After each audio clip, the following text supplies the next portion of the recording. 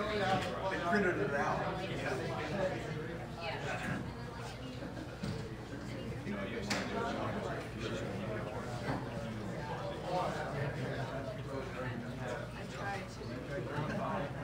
It's midnight.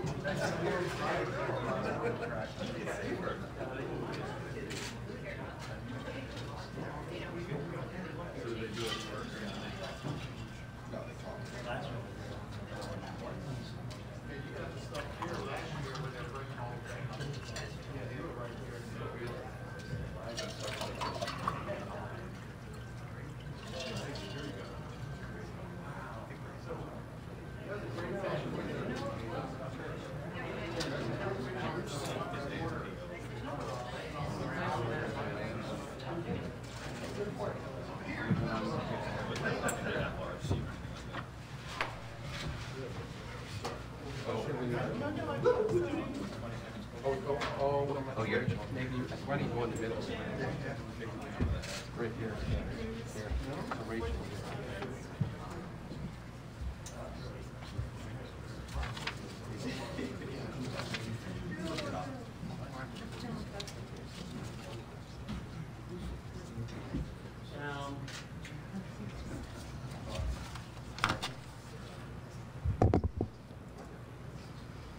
Good morning.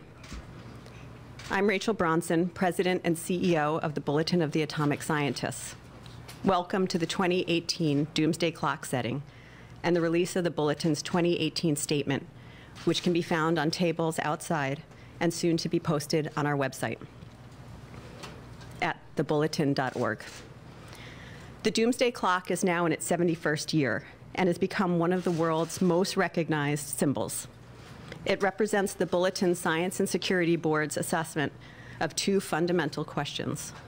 The first, is the future of civilization safer or at greater risk than it was last year? And second, is the future of civilization safer or at greater risk compared to the more than 7 decades that we've been asking the question?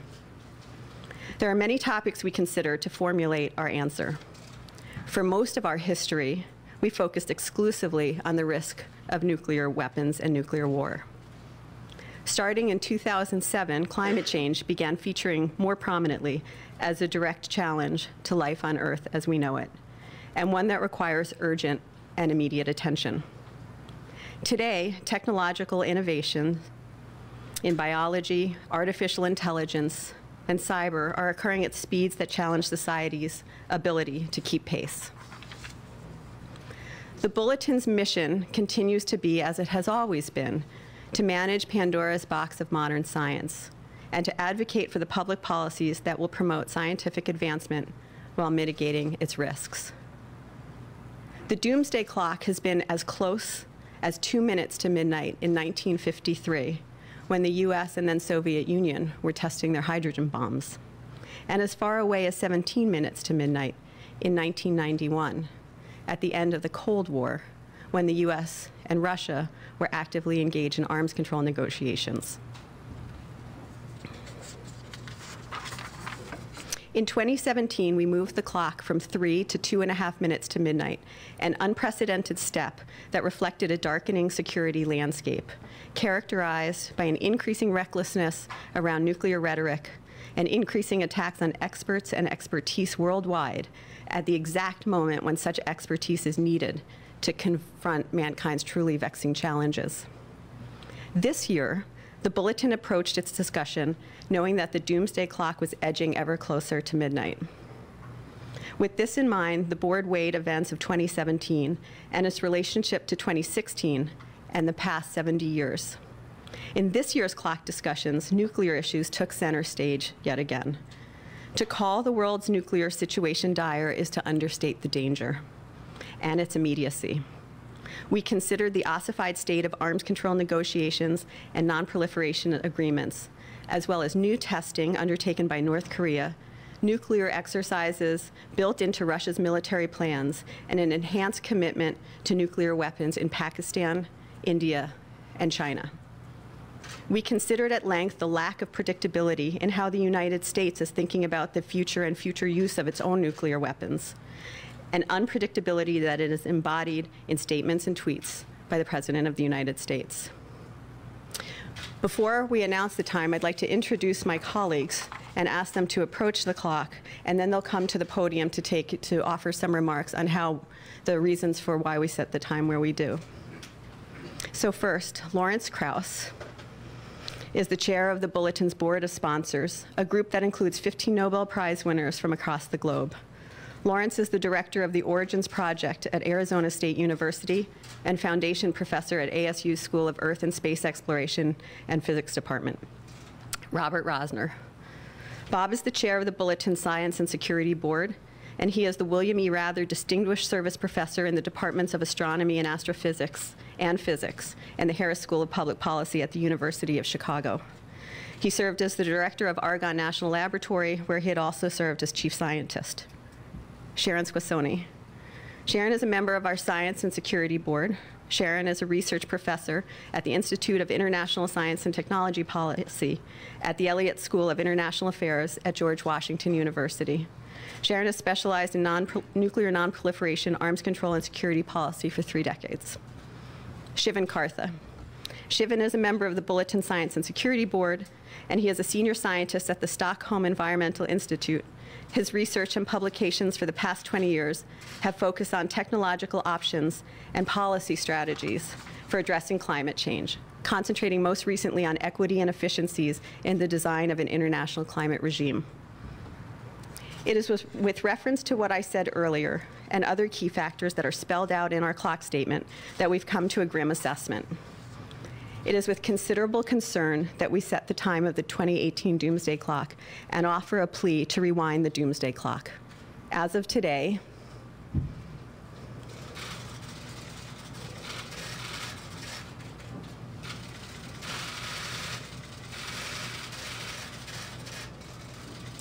it is 2 minutes to midnight.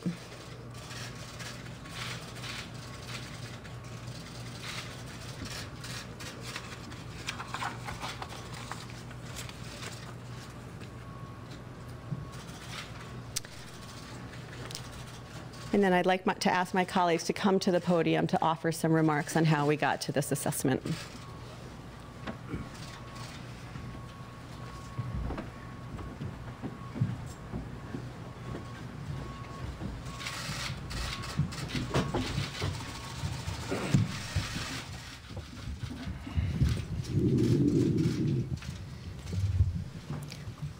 Bob, let me turn the floor over to you.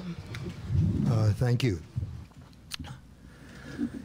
There is unfortunately little doubt but that the risk of nuclear weapons may be used, intentionally or because of miscalculation, grew last year around the globe. We're seeing that all of the major weapon states are investing in their nuclear arsenals. North Korea's nuclear and missile tests demonstrated an accelerating and successful program of building a new generation of massive weapons of mass destruction. In Southeast Asia, in South Asia, the emphasis on nuclear and missile capabilities grows. Conventional force imbalances and destabilizing plans for nuclear weapons use early in any conflict continue to plague the subcontinent. The nuclear arsenals of all of the major weapon states are being updated and imbued with enhanced capabilities.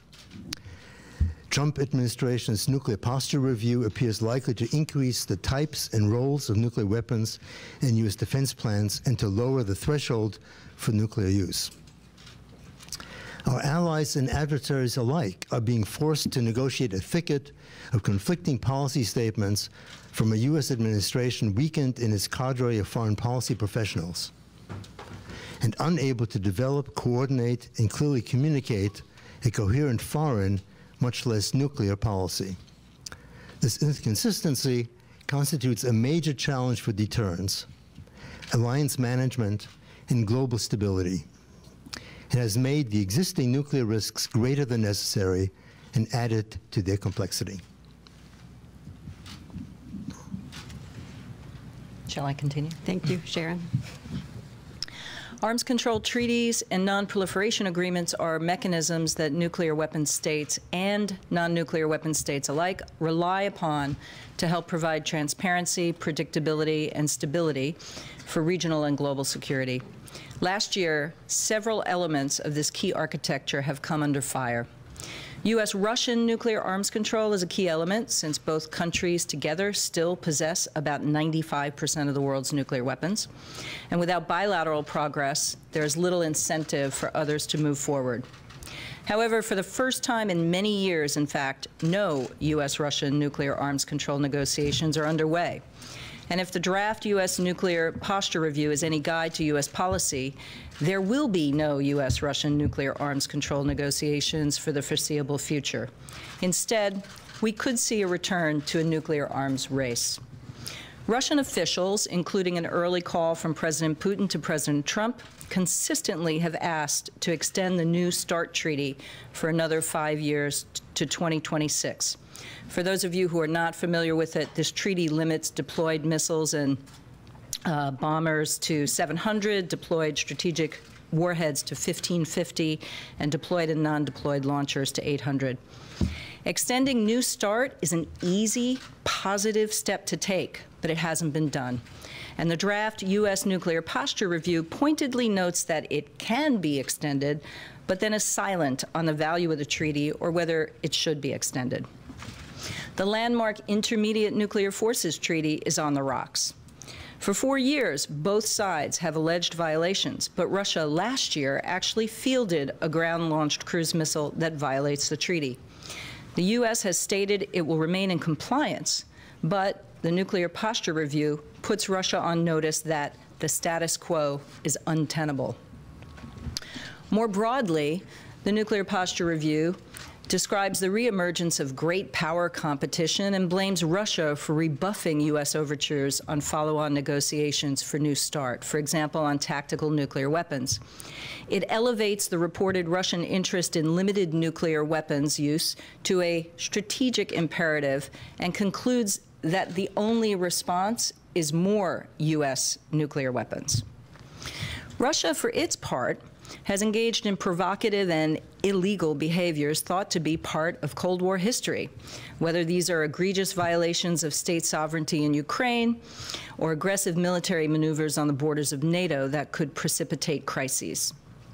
The Nuclear Posture Review declares that Russia has not only violated that INF treaty, but also the Conventional Forces in Europe Treaty, the Budapest Memorandum, the Helsinki Accords, presidential nuclear initiatives, the list goes on.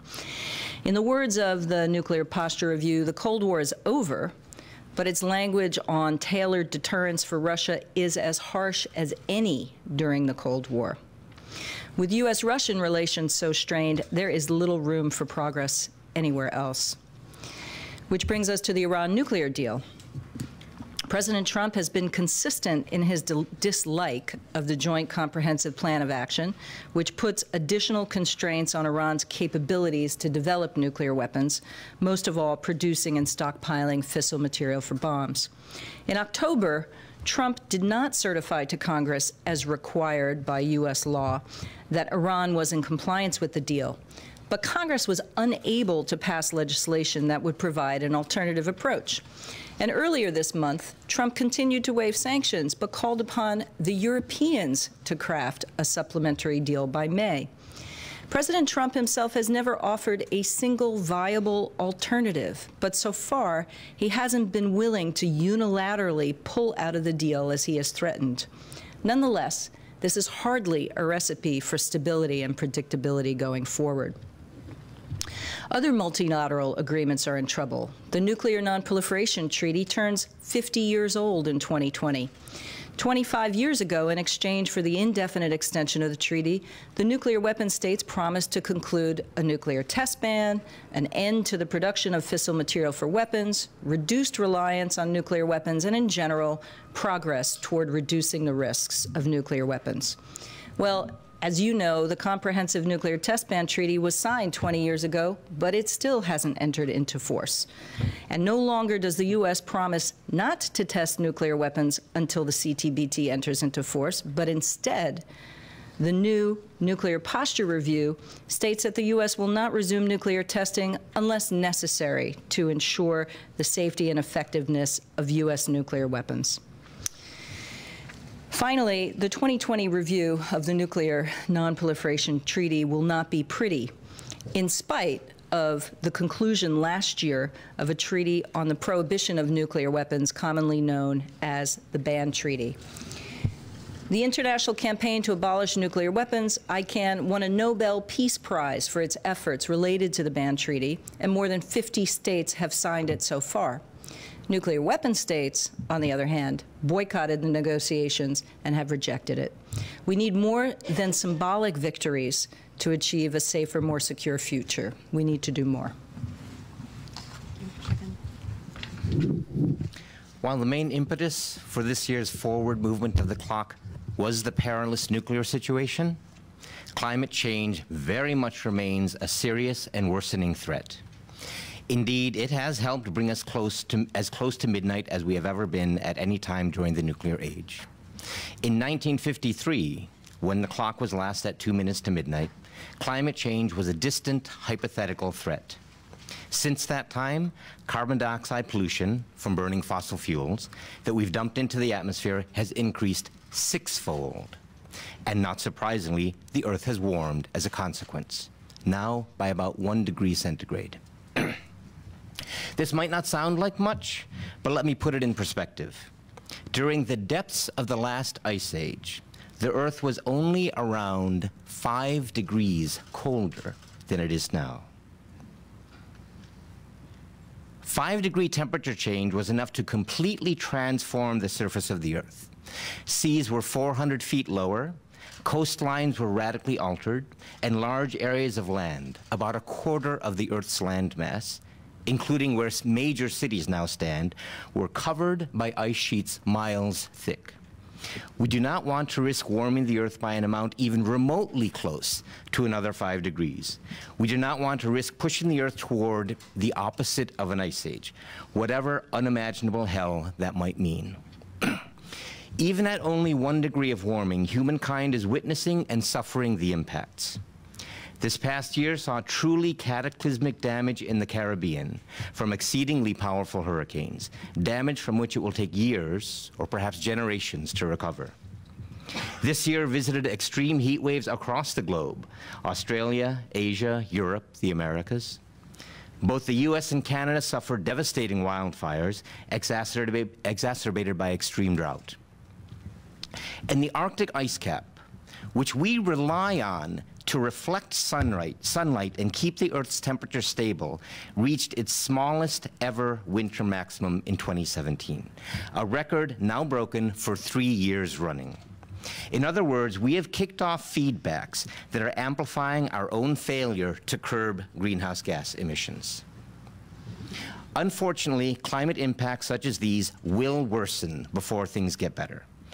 But what can improve, what can move us further from midnight, is a shift in our willingness, our ability, and our effectiveness at reducing emissions to head off the worst climate impacts and at managing what climate impacts are now unavoidable.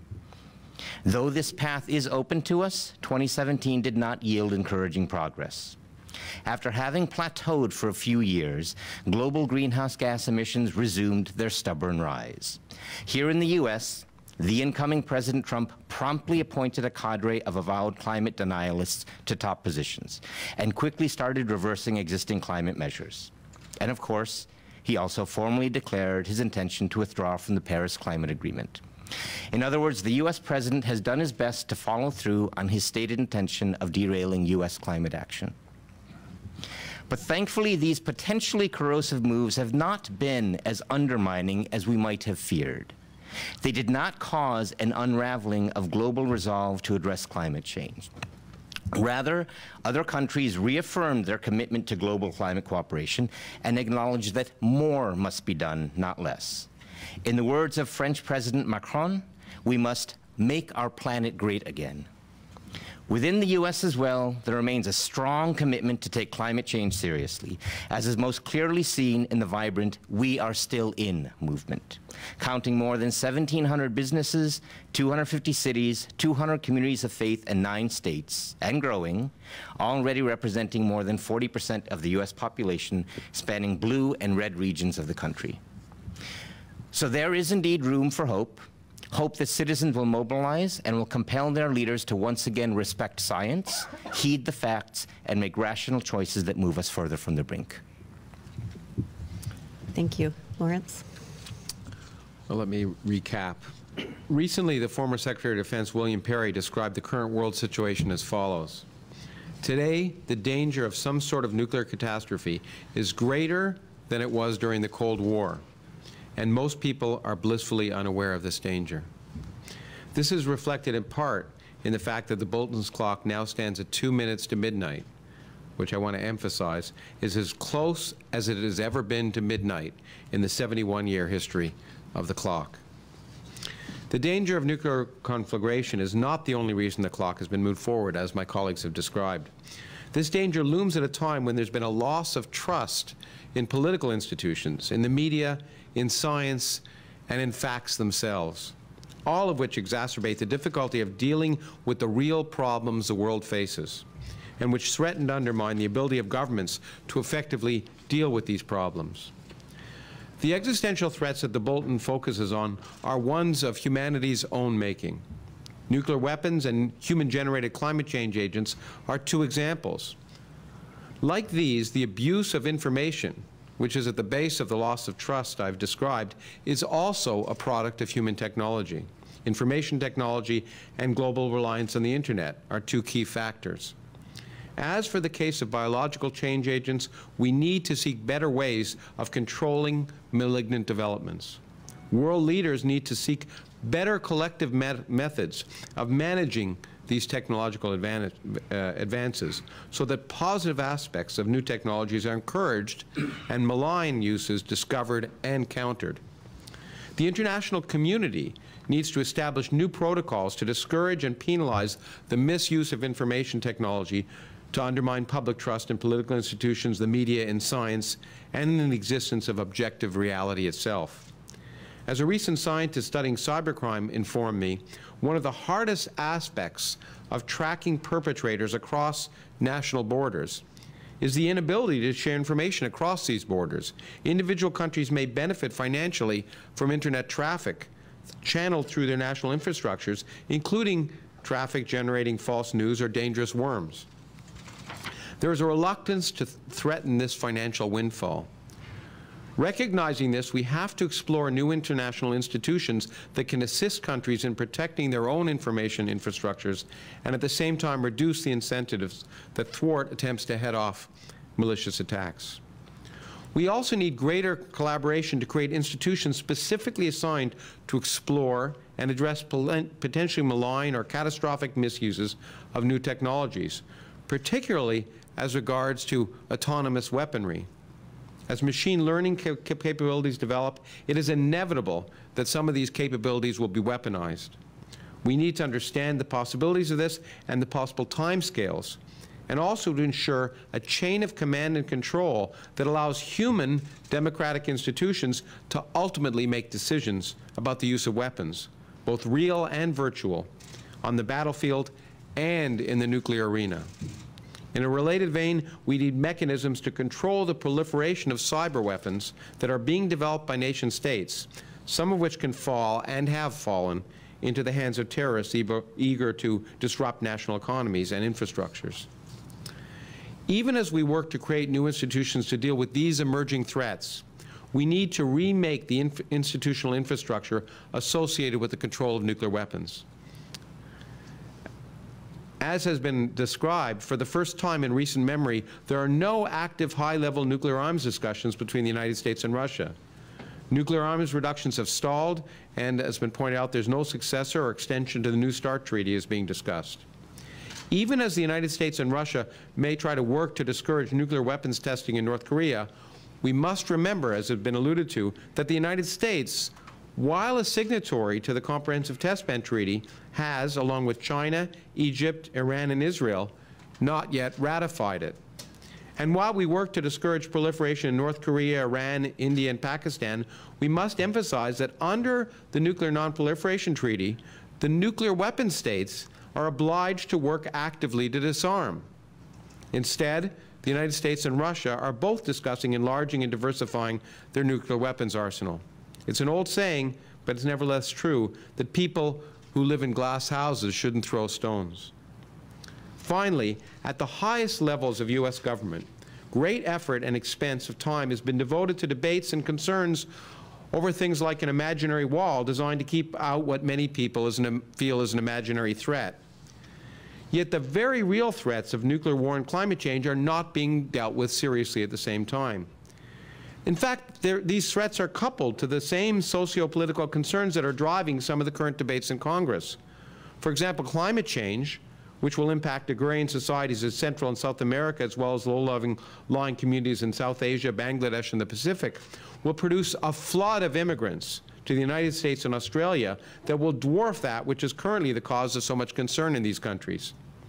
The media, too, plays a role here, focusing on political infighting in Congress or in salacious news about scandals in Congress, Hollywood, or the White House, which distract from reporting on the significant long-term threats that help guide public interest away from serious discussion about these threats. More generally, to return to the theme at the beginning of my remarks, divorcing public policy from empirical reality endangers us all. As has been said, what we need is evidence-based policy making, not policy-based evidence making. All of these I've discussed have led to this institutional breakdown of infrastructure. And for example, for the first time in over 50 years since the position was created, there is no presidential science advisor. And while my colleagues have addressed to some extent the lack of a diplomatic corps in the current time, the same is true in the science and technology arena. The White House Office of Science and Technology Policy is essentially not staffed. The official mechanisms to tie public policy to reality are currently absent. The bulletin has been led once again to move the Doomsday Clock closer to midnight because ultimately governments and international institutions, and to some extent the media, are not dealing adequately together with the serious global problems we face. We therefore return again to our plea to the people of the world.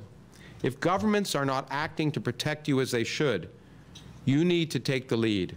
You need to demand action. It is not yet midnight, and we have moved back from the brink in the past. Whether we do so in the future may be in your hands. Thank you. Thank you. We can now open the floor if there are any questions.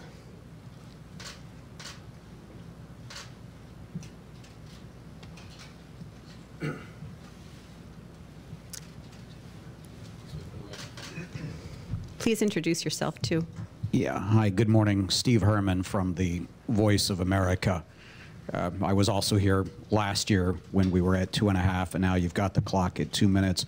I'm just wondering if you could articulate, among the many things that were listed, what was the single factor or event that compelled you to move up the clock 30 seconds? I want to jump in first just by dispelling one thing you said, which is important. The bulletin does not respond, the clock does not respond to individual events. We look at the world situation and we try not to respond to individual crises. That's why during the missile crisis, for example, the clock wasn't moved. I think it is fair to say, therefore, there's not a single factor. But as we've emphasized, the nuclear situation this year is of strong concern. I think that's all I'll say, but maybe my colleagues want to add to that. Yeah, I would just add to that, unlike in the last few years when we've really been focusing on both nuclear and climate change, talking about other technological innovations. As I said in my opening remarks, this year the nuclear discussions took center stage in our conversations. that was a real dominant theme of kind of looking across the past year and really focused a considerable part of our attention as well as the calculation of the clock. Perhaps I can add to that. The American Nuclear Posture Review is definitely kind of a thermometer of the state of affairs in the nuclear arena.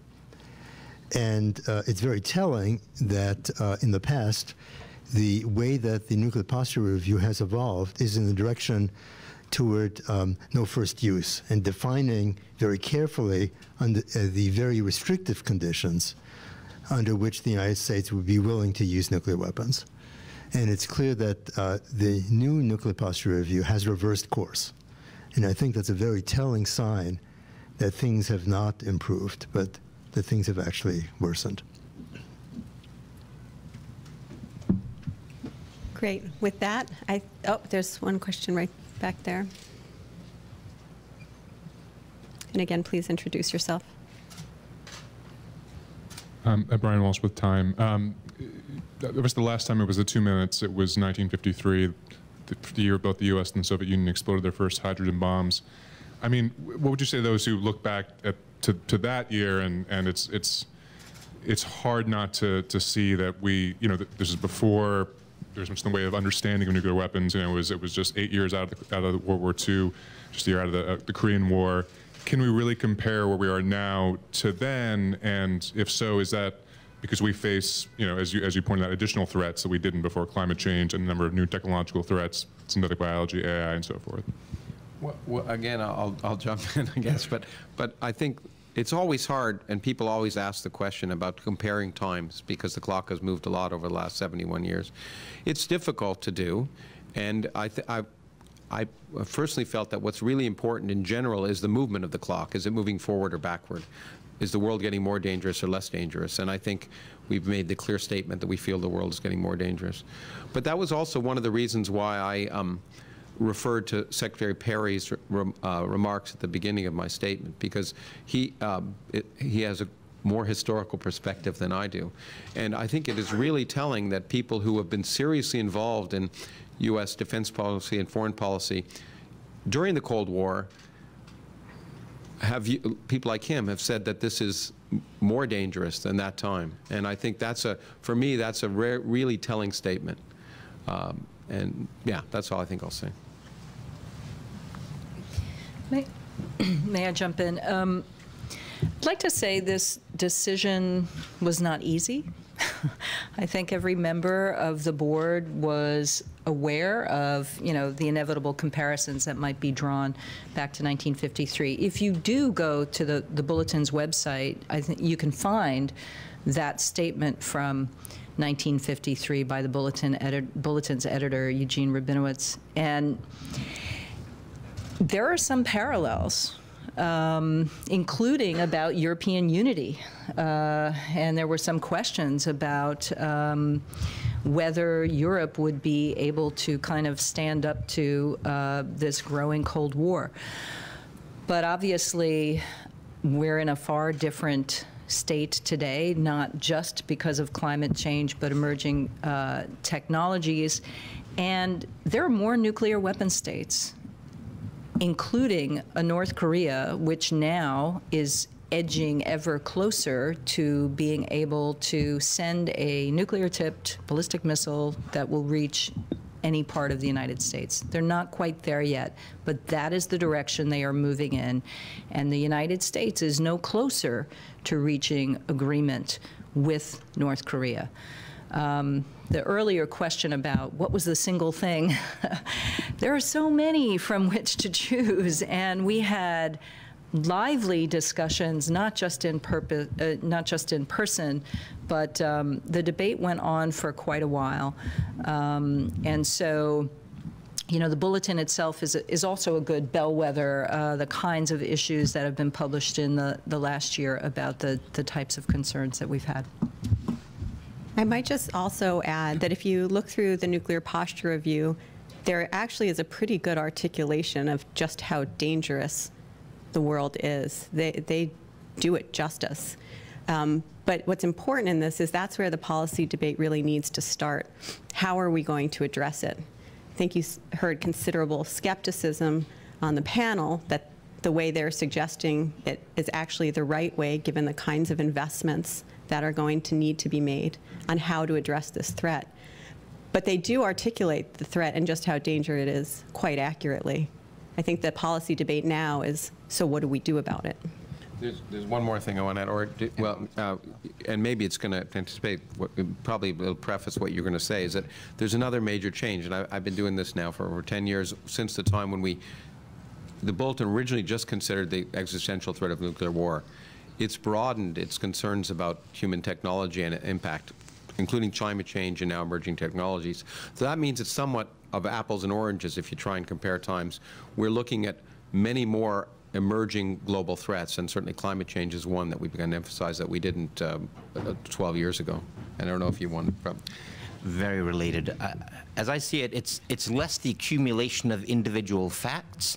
It's less the evidence of certain climate damages or particular shortcomings in terms of nuclear diplomacy. I think one of the main considerations by the group this year has been the overall weakening of institutions and scuttling of norms. I think the willingness to disavow the very notion of multilateralism, when these are global problems that can only be addressed through multilateralism, the heedlessness to scientific facts, the willingness to make up alternative facts, this represents a serious erosion of humanity's institutional capability of dealing with the problems that we have put before ourselves.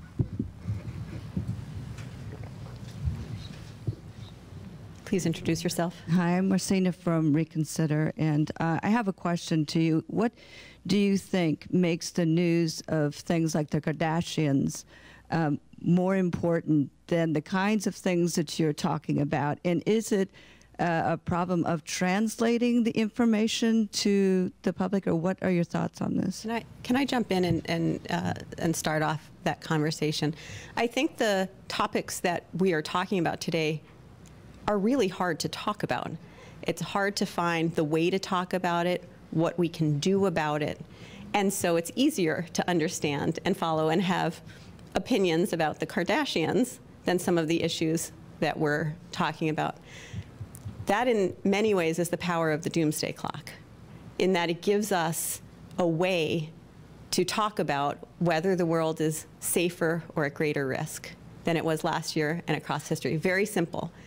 And where people will point out that it's like comparing apples and oranges, here's one of the rare cases where experts have come together to say, okay, these are very hard to balance and assess, but we're going to give you an answer.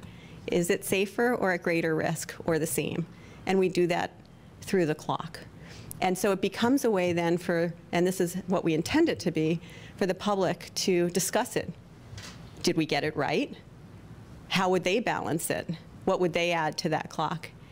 It gives us a way to talk about these enormously complicated issues in a way that real people can have real conversations and actually start that conversation that we need to have happen if we're going to address them the way we've talked about today.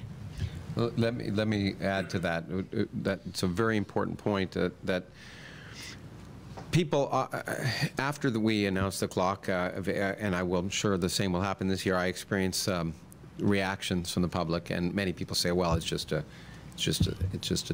gimmick. And but it's a tool. The clock, for one day a year, there are thousands of newspaper stories about the deep existential threats that humanity faces. And to start that discussion, to try and encourage the public discussion, it's a very useful tool. I think the media, and the media picks up on it for that reason. But you've addressed another question, and that's a question that is a deeper question about the responsibility of media. Salacious news sells, and at a time when there's increasing competition for news, the question is, should newspapers and other media follow what's going to sell papers, or should they try and encourage public discussion of deep issues? And that's a question for the media to look at, but it's an important question, I think, that needs to be addressed.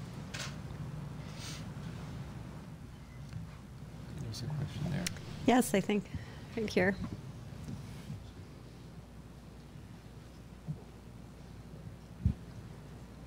John Ruhr with Physicians for Social Responsibility. I heard mention of the Treaty on the Prohibition of Nuclear Weapons mentioned as if it was almost symbolic. And my question is, did that play a major part at all in your discussions about maybe not to move the clock as far forward as you might, or not to move it at all because it was the one really positive thing in the nuclear arena? Particularly in light of, as far as I know, it's the first major international treaty that was driven as much by civil society as it was by governments. The non-nuclear nations saying, you nuclear powers have not kept your part, your agreement with the nuclear non-proliferation treaty, so we're going to take action. And did it play a part in those discussions that you said were so heart-wrenching? Absolutely. But both positive and negative, I would say.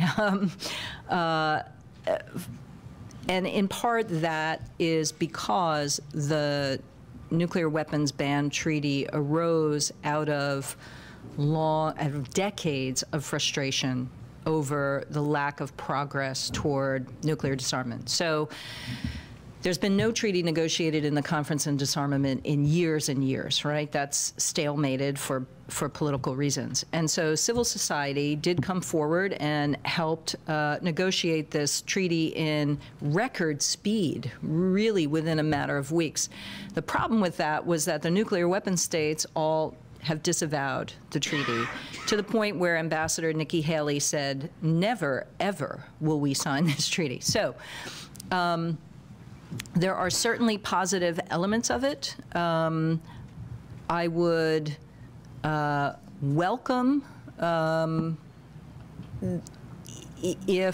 would welcome an outcome that made it more than a symbolic victory for those who support nuclear disarmament.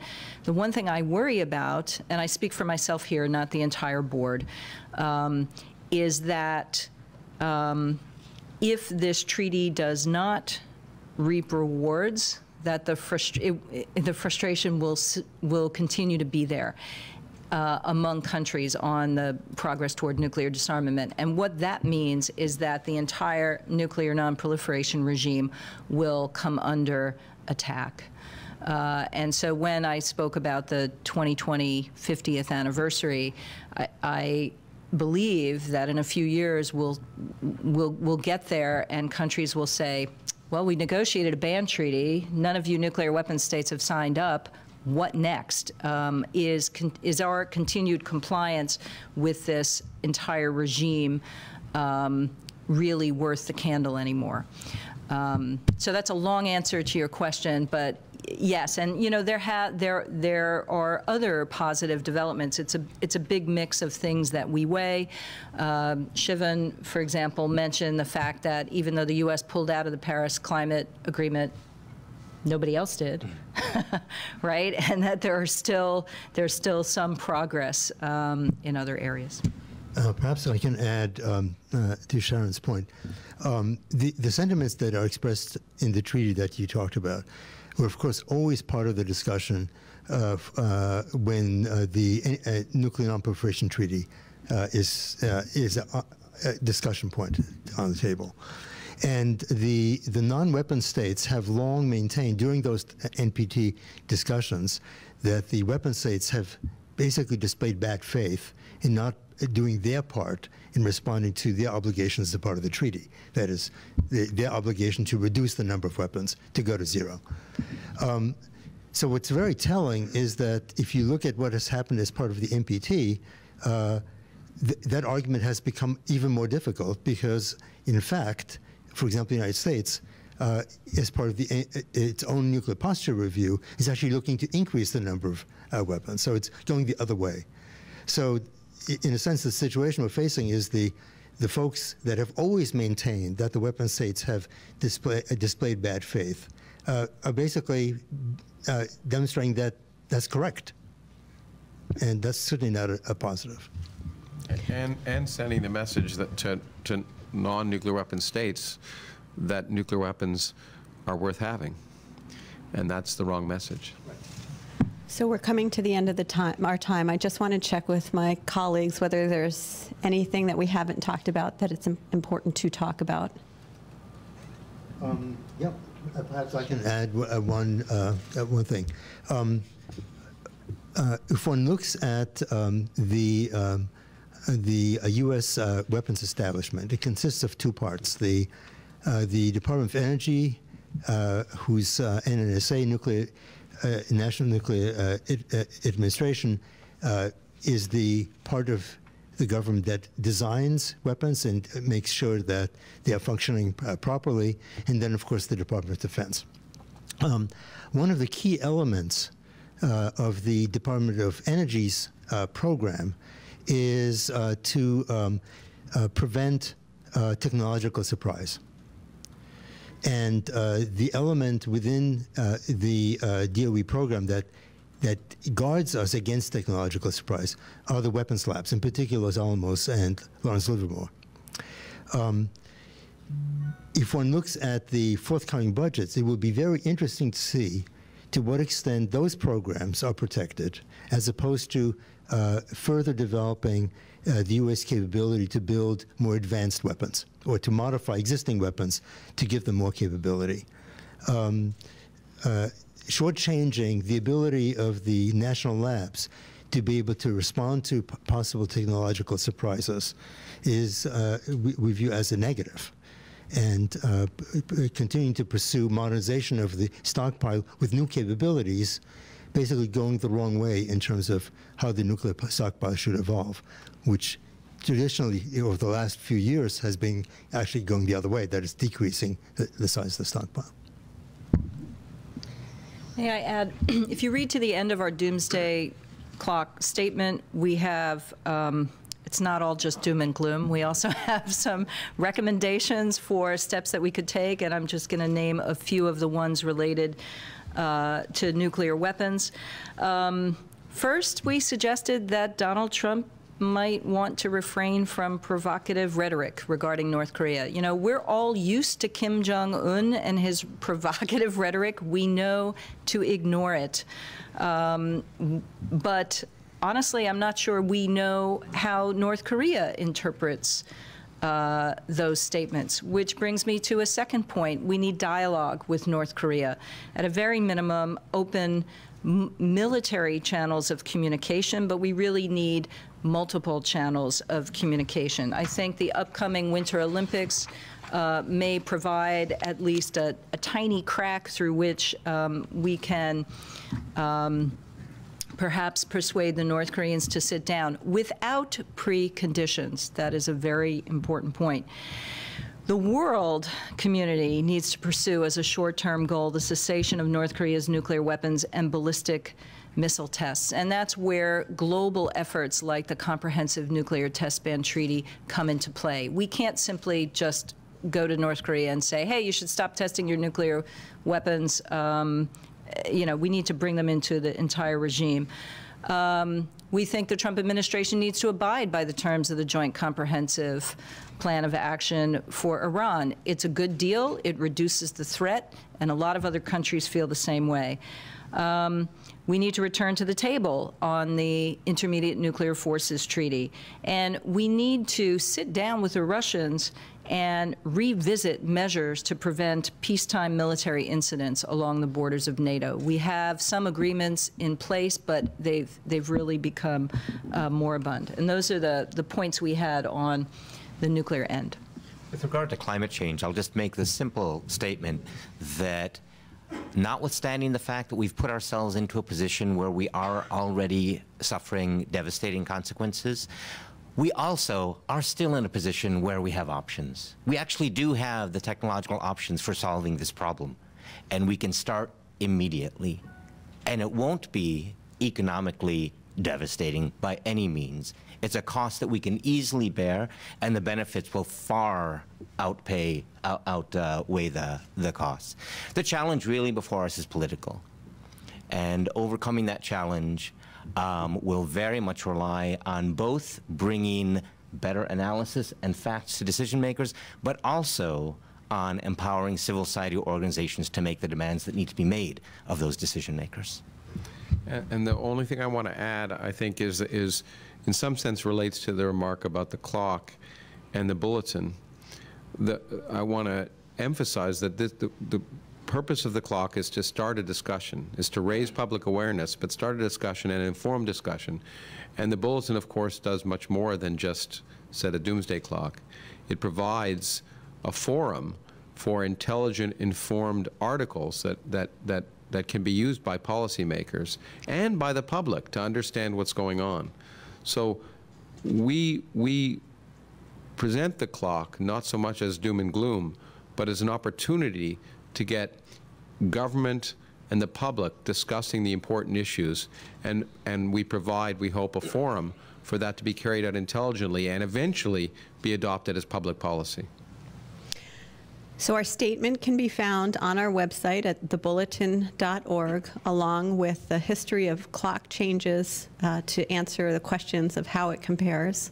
I want to thank my colleagues for joining us today. I want to thank all of you for your interest and covering of this subject. We greatly appreciate it. And with that, we're adjourned.